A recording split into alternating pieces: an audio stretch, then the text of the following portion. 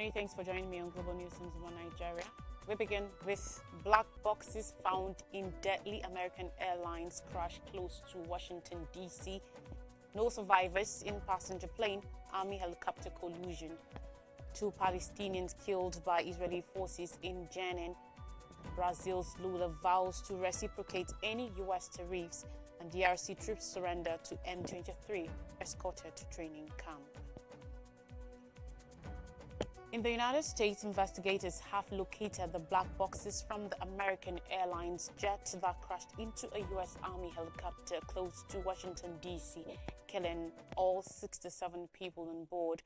On Friday, the National Transportation Safety Board, NTSB, said it recovered the flight data and cockpit voice recorders from the Bombardier CRJ-700 jet that collided with a Sikorsky UH-60 Black Hawk helicopter over Ronald Reagan Washington National Airport.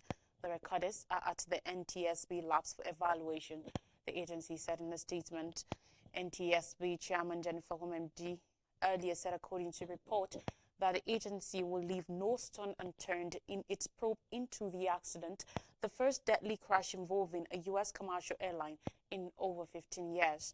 The announcement comes after U.S. President Donald Trump drew rage for claiming that diversity, equity, and inclusion policies (DEI) at the Federal Aviation Administration may have been to blame for the disaster. While responding to a question on how he could draw a connection between the crash and DEI policies when investigations were not complete, Trump said he had common sense.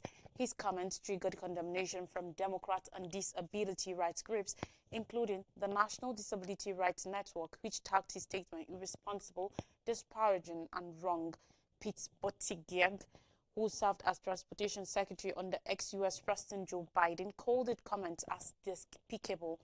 Before the scheduled landing of American Airlines aircraft Flight 5342 at Ronald Reagan Washington National Airport on Wednesday, air traffic controllers asked the pilots if they could land on runway 33, and flight tracking sites showed that they adjusted their flight path to meet the request. Less than 30 seconds before the mid-air collision, in an air of traffic controller asked the crew of the Army helicopter if it could see the approaching plane. The crash was the first deadly accident involving a U.S. commercial airline since 2009, when Colgan Air Flight 3407 crashed into a house close to Buffalo, New York, killing all 49 people on board and 1 person on the ground. Authorities have so far found closely 40 bodies from the Potomac River. While officials have not released a full list of the victims, they include 2 former world champion figure skaters, 2 Chinese nationals, a group of friends who had been on a duck hunting trip, and the crews of the 2 aircraft. Reagan National, located in Arlington, Virginia, is the closest airport to Washington, D.C., situated less than 8 kilometers 5 miles from the U.S. capital. The airport is popular with several travelers because of its proximity to Washington, D.C., compared with the larger Dulles International Airport, which is around 37 kilometers 23 miles further away. Still on the crash, President Donald Trump said there were no survivors after the mid-air collision between an American Airlines regional jet and a U.S. Army Black Hawk helicopter in the Washington, D.C. area, the deadliest since 2001. Trump also, without evidence, placed blame on Democratic policies. According to report, efforts have been halted for the night, with at least 14 people still missing. Dozens of bodies have been removed from the Potomac River while the aircraft crashed after the collision. The plane flying from Wichita, Kansas, was carrying 64 people, while 3 soldiers were aboard the helicopter. The National Transportation Safety Board, which is leading the investigation into the collision, said the plane's flight data and voice recorders, known as black boxes, have been found. The agency hopes to have a preliminary report ready within 30 days. Experts say both the pilots aboard American Airlines Flight 5342 and the military pilots in the Black Hawk will have been used to navigate in the complex airspace, and the head of the nation's Air Traffic Controllers Union said it's too soon to speculate on a cause. Drivers working on the recovery of victims of the plane collision in Washington, D.C. are facing major challenges amid an intense mud and near-zero visibility, despite the aircraft resting on only a few feet of water, experts say. According to Butch Hendrick, a rescue trainer and founder of Lifeguard Systems, a New York-based program for divers and rescue personnel, said, although the fuselage rests in just a few feet of water, the conditions make recovery painstakingly difficult. At least 14 people are still missing, while dozens of bodies have been found. On Israel-Gaza war, 2 Palestinians have been killed by Israeli forces in the Jenin governorate in the occupied West Bank, bringing the total number of people killed in the area since a major assault started closely 2 weeks ago to 19. According to the Palestinian Ministry of Health, the 2 Palestinians were shot dead by Israeli forces late on Thursday during an Israeli army operation inside the Jenin refugee camp. According to reports, the 2 identified men are Yazan Hatem al-Hassan and Amir Abu Hassan. The Palestinian Red Crescent Society reported that it received 3 middle-aged Palestinian women in Jenin who were injured by shrapnel from an Israeli air attack on a building in the refugee camp. During a visit to the refugee camp on Wednesday, Israel's defense minister, Israel Katz, said the assault was targeted at destroying terror infrastructure, adding that after the completion of the operation, the Israeli army will remain in the camp. The newest Israeli assault in Jenin followed the army's announcement on Thursday that one of its soldiers was killed in the occupied territory. 2 Palestinian youths on Tuesday were killed in the same area by Israeli forces. Another 10 Palestinians were also killed in a drone strike in Ramallah on Wednesday. Israeli forces earlier this month launched a major offensive in the Jenin area dubbed the Iron Wall, almost immediately after a ceasefire was declared in Gaza. On Thursday evening, 2 Palestinian children were hit by Israeli gunfire in the town of Al-Qada, south of Bethlehem, injuring them in their feet. A 23-year-old Palestinian man was also wounded by Israeli gunfire during an attack in the town of Al-Ubaidiyah, east of Bethlehem. In addition, Israeli forces also stormed the Bawaba area of Al-Qada and fired tear gas and stun grenades, causing many civilians to suffer from suffocation due to gas inhalation, reports said. Palestinian Prime Minister Mohammed Mustafa on Thursday described what is happening in the occupied West Bank as a systematic effort to destroy the foundations of the Palestinian state. Aside from its full-blown military assault on Gaza, Israel has also been carrying out a parallel major military offensive throughout the occupied West Bank since October 2023. Since then, Israeli troops and sheltered settlers have killed at least 880 Palestinians across the occupied West Bank. Now, Luiz Inácio Lula da Silva, Brazilian president, has said if the United States enforces tariffs on his country, he will respond in kind. Speaking on Thursday in the capital, Brasilia, Lula said his country seeks a relationship based on mutual respect. His comments came in response to U.S. President Donald Trump's threat of increased tariffs. The comments are the newest indication that Trump's efforts may trigger a trade war with U.S. allies. Lula's stance also offers a model for how other Latin American countries might react to Trump's protectionist policies. Trump has planted tariffs as a mechanism to increase domestic industry as well as to force international rivals to agree to demands ranging from manufacturing to migration. Trump earlier this week threatened huge tariffs against Colombia when President Gustavo Petro initially refused to let a U.S. military flight bearing undocumented immigrants to land. Petro objected to the U.S. treatment of the immigrants, some of whom were reportedly handcuffed. After the two leaders exchanged tariff threats, Pedro backed down, permitting future flights to proceed, despite implying a comparison between Trump and white slavers. But Trump has proceeded to dangle the prospect of tariffs against other countries since the diplomatic spat. On Thursday, he said he planned to make good on a promise to impose 25% tariffs on the neighboring countries of Canada and Mexico, two of the U.S.'s biggest trading partners. Trump has indicated that tariffs would incentivize Mexico and Canada to stiffen their border security and stem the flow of drugs, migrants, and asylum seekers. In the past, Trump has also threatened to carry out military strikes inside of Mexico to to deal with drug trafficking cartels that move fentanyl over the border. Experts tie the rise and shadow of tariffs to Trump's stated desire to pursue an American-first foreign policy, putting U.S. interests above all else. His remarks at his second inauguration on January 20th highlighted that platform. Not only did he tease impending tariffs to enrich our citizens, but he also laid out an expansionist vision for the U.S.'s future, including through the seizure of the Panama Canal. However, those threats have not been well received in Latin America, where a long history of U.S. interventions and meddling remains resonant. In Africa, in the wake of ongoing conflict, early on Thursday, hundreds of Congolese soldiers, members of government-allied militias, and police officers were seen piled into trucks guarded by M23 rebels in Goma. The M23 said they were transporting the troops who they said had surrendered to an unrevealed location where they will be integrated into their ranks.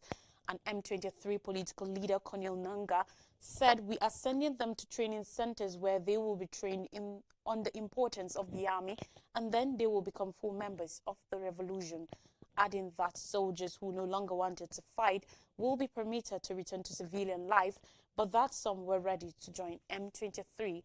The Rwanda-backed militia has cemented its control over the eastern city of Goma since entering the provincial capital on Sunday.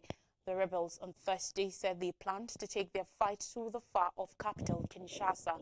The comment came hours after Congolese President Felix Tshisekedi called for a massive military mobilization to resist the rebellion.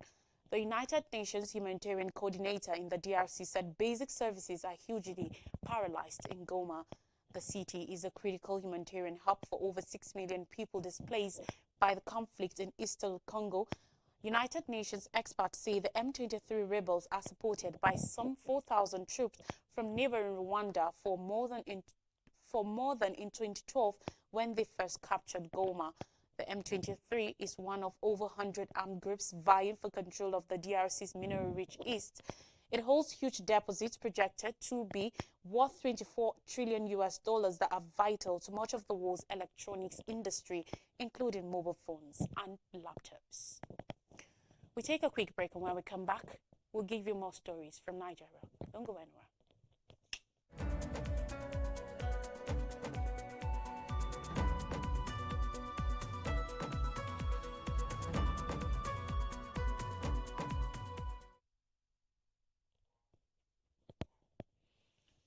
Welcome back. More stories now from Nigeria. Abdulsalami Abubakar says civil rule has no alternative.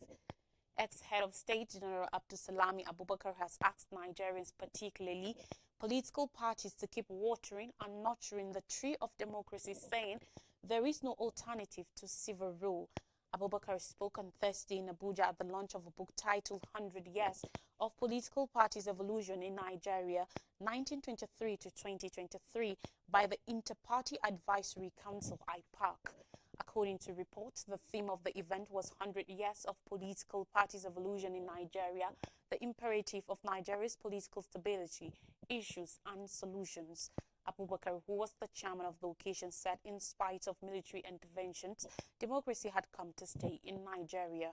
He expressed happiness that his government, as the then military head of state, ushered in the era of democracy and laid the solid foundation for democratic governance when he handed over power to the elected president on May 29, 1999. Abubakar said it had become expedient to explore political parties' development priorities to consolidate the nation's democracy and ensure an environment conducive for successful polls and political stability. He said as Nigeria continued the ongoing constitution and electoral act amendments to correct obvious flaws in the electoral process, it was significant to imbibe democratic ideals, ethics and values, and the nation will witness sustainable democracy and development. The former head of state tasked political parties to reconsider some of the past practices in party democracy which were presently being downplayed by political players. These, according to him, were supremacy of the party leadership, adherence to party manifestos, as well as formation of party and membership based on ideology. Honorable Tajuddin Abbas, the Speaker of the House of Representatives, advised politicians to stop weaponizing ethnicity for political and personal gains. Abbas, represented by the House Majority Leader Professor Julius Omvavere, said ethnicity should rather be used to tackle problems of hunger, bad roads, insecurity, poor educational system, poor access to health facilities, and lack of jobs. On politics, PDP crisis, stakeholders urge Wike Bauchi governor to reconcile. Key leaders of the People's Democratic Party (PDP), including the National Working Committee and National Executive Committee members, have waded into the rift between the Federal Capital Territory Minister Nyesom Wike and the Bauchi State Governor Bala Mohammed. While some called on both leaders to close ranks and rebuild the party ahead of the next election cycle in 2027, others argued that the gap between the two politicians were personal and as such will have no effect on the fortunes of the party at the polls in 2 years' time. Last week, Wike, through his media advisor Lere Olayinka, chided the Bauchi governor for his opposition to the tax reform bills which were transmitted to the National Assembly in the last quarter of 2024. Returning the favor, the governor tagged the FCT minister a transactional politician whose habitual betrayal of his benefactors was well documented. The acting national chairman of the party, Umar Damagun, and the board chairman, Adolphus Wabara, at Wednesday's Board of Trustees meeting of the party in Abuja, stated disappointment at the multi-layered turmoil presently rocking the PDP and called on aggrieved members to sheath their swords in the interest of the party. According to a report on Thursday, the National Organizing Secretary of the party, Umar Bature, said the verbal war between the two leaders is personal and has nothing to do with the PDP. A member of the party's National Executive Council and Deputy National Youth Leader, Timothy Osadolo, also speaking, blamed the ruling APC for the rift within the party's ranks, stressing that the fear of the fate which awaits the ruling party largely informs its fixation on the PDP. However, he called on the two warring PDP chieftains to let go of their differences and rebuild party for future challenges. And finally, on the news, presidency El-Rufai clash over governance, opposition. The presidency has criticized Nasir El-Rufai, the ex-Kaduna State governor, over his attacks on the All Progressive Congress (APC) and the present Bola Tinubu-led administration, as well as the state of governance and opposition in Nigeria. Daniel Bwala, special advisor to the president on policy, said on Thursday in a statement, questioned El-Rufai's motives, adding that the former minister of the FCT was moved by personal grievance rather than patriotism. Bwala was responding to El-Rufai's remarks at a national conference in Abuja, where he described the present state of governance and opposition as a national emergency. But the immediate past governor of Kaduna, in his quick response, dismissed claims that he sought opposition in Tinubu's administration, stating that he had made it clear to the president that he was uninterested in joining the government. He also accused Bwala and other supporters of the Tinubu administration of lacking moral flexibility to defend the APC administration, stressing that he will continue with his track record of speaking out against issues within the All Progressives Congress (APC), the party he assisted found. Bwala, in response, acknowledged his respect for El-Rufai's brilliance, but queried the motivations behind his recent criticisms, suggesting they were driven by a need for vengeance. He further urged El-Rufai to resolve his grievances internally rather than through public outbursts. Bwala also defended the APC, claiming it remains the only organized party with identifiable structures across the country. He appealed to El-Rufai to return to the party and address his concerns in a dignified manner. Another look at the top stories. Black boxes found in deadly American Airlines crash close to DC. No survivors in passenger plane Army helicopter collision. 2 Palestinians killed by Israeli forces in Jenin. Brazil's Lula vows to reciprocate any U.S. tariffs. And DRC troops surrender to M23 escorted to training camp. And that's all in the news. Thanks for watching. Have a beautiful weekend ahead.